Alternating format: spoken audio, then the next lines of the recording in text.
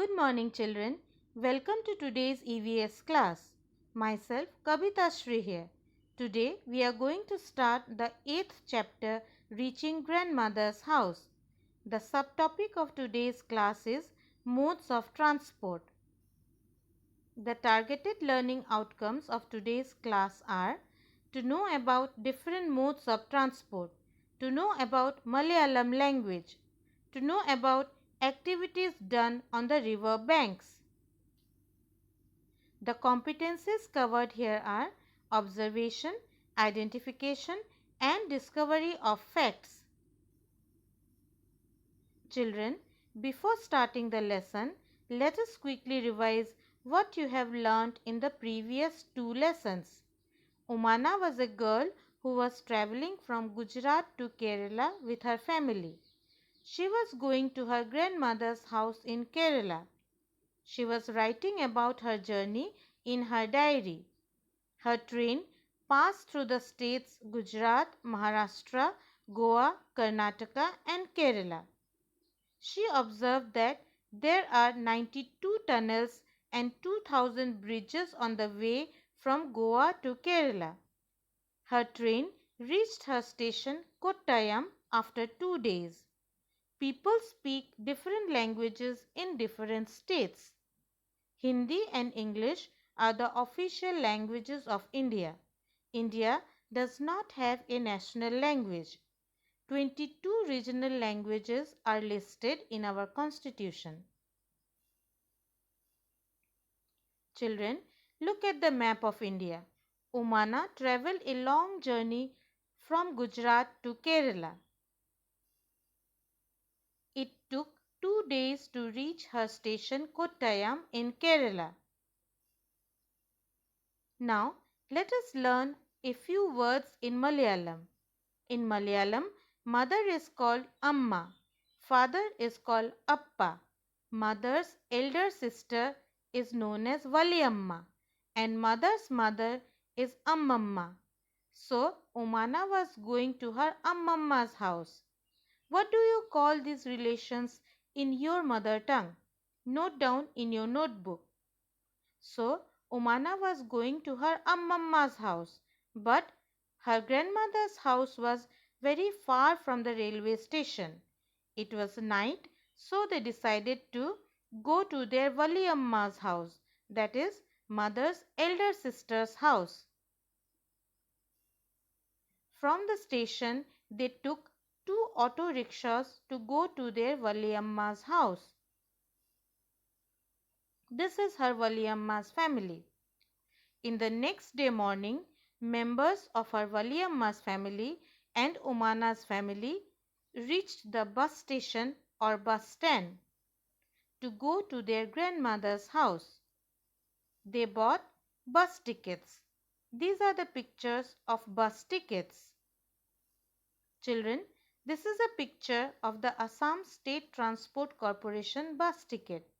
What information do we get from a bus ticket? Yes, we get the bus number, the date of journey, the seat number, the reporting time, the departure time. All these informations we get from a bus ticket. Umana got into a very crowded bus. They managed to get their seats. The bus conductor checked the bus tickets. After a day-long journey, the bus stopped. Umana was happy that they have reached their grandmother's house. But no, her grandmother's house has not yet arrived. They had to get into a ferry. What is a ferry? A ferry is a big boat used to carry the passengers and goods across a river. On the way, she saw people doing so many activities on the river bank. They were doing fishing, washing the clothes, taking bath, etc. Umana's grandmother's house was in an island. All of you have already read about island in chapter 1. Island is a land surrounded by water on all sides. So Umana's fairy reached the island and she was very happy to meet her grandmother. So let us quickly recap what we have learned today. The different modes of transport that Umana used to reach grandmother's house are train, auto rickshaw, bus, ferry. Activities that people do on the river banks are fishing, washing, bathing, etc. A ferry is a big boat used to carry passengers and goods across a river. Island is a land surrounded by water on all the sides. So children, try to answer these questions today. Number 1. What are the modes of transport that Umana used to reach the grandmother's house? Number 2. What are the activities that people do on the river banks? Question number 3. What is a ferry? Question number 4. What is an island? Number 5. Who checks the tickets of a bus? Children, note down the answers in your classwork notebook and learn the answers with their spellings. That's all in today's class. Thank you. Good morning, children. It's time for today's EVS class. We are doing the 8th chapter, Reaching Grandmother's House. Today's subtopic is tickets. The targeted learning outcomes are to know about different types of tickets, to know about places where tickets are needed, to know about the information we get from a ticket. The competency covered here is discovery of facts. Before starting the lesson, let us quickly revise what you have learned in the previous class. You have learned that Omana travelled from Gujarat to Kerala by train. Her train passed through 5 different states: Gujarat, Maharashtra, Goa, Karnataka and Kerala. Omana observed that the languages, dress and food of all these states are different. Her grandmother lived in an island in Kerala. She had to take different modes of transport to reach her grandmother's house. They are train, auto rickshaw, bus and ferry. In Kerala, the language spoken is Malayalam. In Malayalam language, grandmother is called Ammamma. This is the map of India. You have already learned that Omana travelled from Gujarat to Kerala by train. You also might have travelled to different places by different vehicles. Children, do you need tickets to travel in all the vehicles? Let us find out. Look here, the picture of a train. Do you need tickets to travel by train? Yes, we need tickets to travel by train. But for auto rickshaw, we do not need tickets. We directly pay the money or fare to the auto rickshaw driver. Here is a picture of a bus and a ferry. Do you need tickets for bus and ferry? Yes, we need to buy tickets to sit in a bus or a ferry. Here is a picture of an aeroplane and a rickshaw. For aeroplane, we need tickets, whereas for a rickshaw, we do not need tickets. We directly pay the money or fare to the rickshaw puller. So, for some vehicles, we need tickets, whereas for some other vehicles, we do not need tickets. These are the pictures of a train ticket, a bus ticket, a ferry ticket and an aeroplane ticket. So what is a ticket? A ticket is a piece of paper or a card that proves that a person has paid his fare or cost to travel in a vehicle or enter a place. Children, How can we buy the tickets? Yes, we can buy the tickets in two different ways. One is by online ticket booking method. Here we book our tickets through the websites and pay the money by using internet banking or by our ATM card, just as you pay your school fees in the UBI portal. We can also buy the tickets from the ticket counter. There are ticket counters in the bus stands, railway stations, airports, etc. We pay the money there by cash and we get the tickets. There are some places also where we need tickets to enter. Can you name some of them? Yes, cinema hall. In cinema hall, we need to buy tickets first, then only we will be allowed to go inside. This is the picture of the Assam State Zoo. We need to buy tickets to enter the zoo. This is the picture of Assam State Museum. There are ticket counters near the gate from where we buy the tickets to enter the museum. Look here, the picture of Ecoland, the amusement park. It's just near our school KVAFS Borjar, isn't it?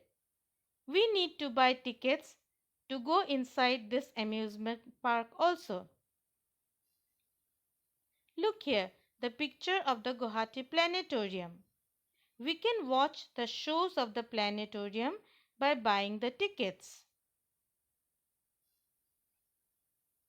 Look here carefully the picture of a train ticket. What are the informations we get from a train ticket?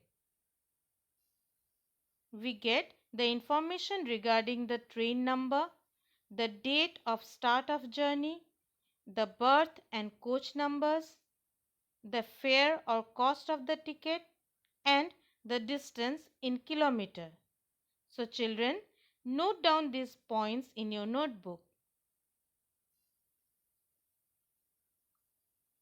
Let us now quickly recap what we have learned today. We need tickets to travel in a train, bus, aeroplane, ferry, ships, etc.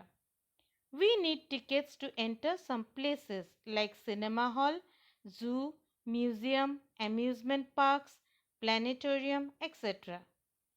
We can buy tickets either by online booking or from the ticket counters.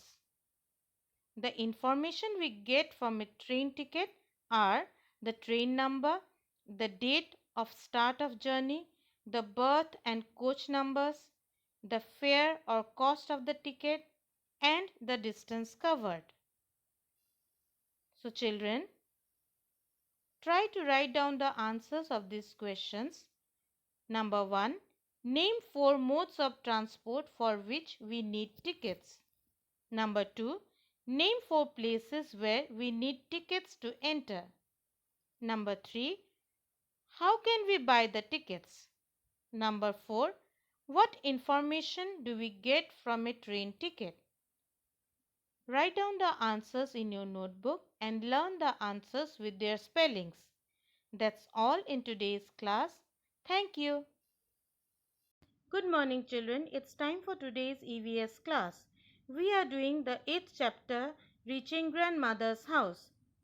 Today's subtopic is Railway Timetable. The targeted learning outcomes of today's class are to know about distance and time, to know about a train timetable.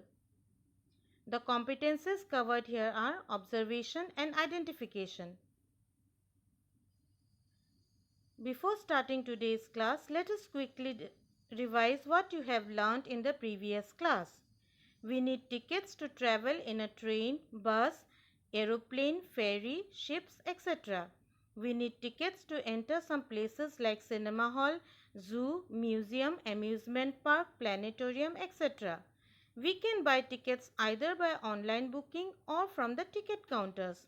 The information we get from a train ticket are the train number, the date of start of journey, the berth and the coach numbers, and the fare or cost of the ticket and distance in kilometer. Children, all of us know that a train covers a long distance to travel from one place to another. It also takes a long time to reach the destination. On the way, it stops at different stations. A railway timetable is a chart which gives the details about the route of every train, the station along the route, the arrival and departure time, the distance covered, and the days of travel. What is arrival time? The time at which a train comes or reaches a station is called the arrival time. What is departure time? The time at which a train goes or leaves from a station is called the departure time. A railway timetable follows a 24-hour clock time. You have learnt about 24-hour clock time in your maths classes. This is the chart showing the 24-hour clock time and 12-hour clock time. In 12-hour clock time, AM and PM is marked, whereas in 24-hour clock time, the time is shown from 0 to 24. Here, AM or PM is not marked. For example, 11 PM at night is written as 23.00 hours in 24-hour clock time. 1 PM afternoon is written as 13.00 hours in the 24-hour clock. Observe the railway timetable carefully. Here there is a column marked as distance in kilometer. Nowadays you might have seen this poster everywhere. What is distance? Distance is actually the total length of the path covered to move from one point to the other. Distance depends upon the path which we choose to reach a particular point. Here there are 3 points A, B and C. A child is with its bicycle at point A. He can go to point B or to the house by two different paths. He can choose path AB or he can go through the path ACB. The distance covered here in both cases is different. If the child chooses the path AB, then the distance covered by him will be 4 meter.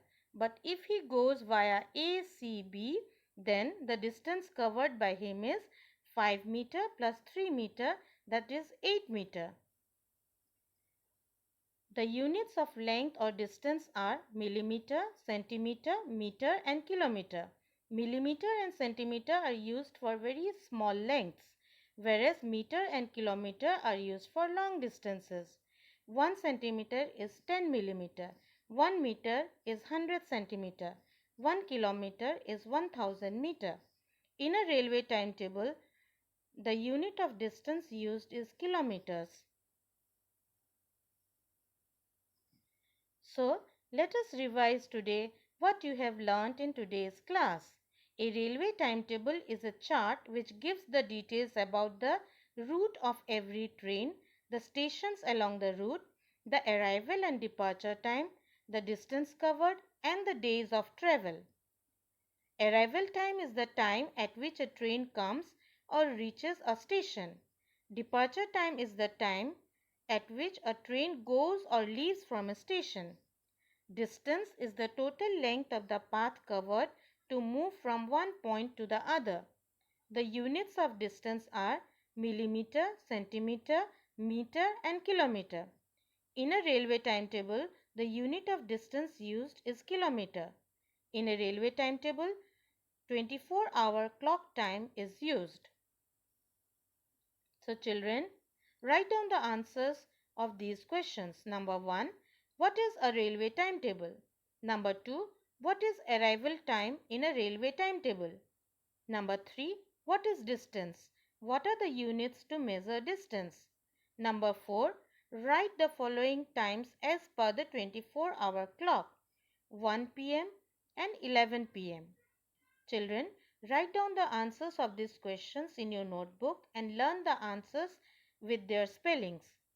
Today we have completed chapter 8. There will be a class test based on this chapter in our next class. So prepare this lesson. That's all in today's class. Thank you.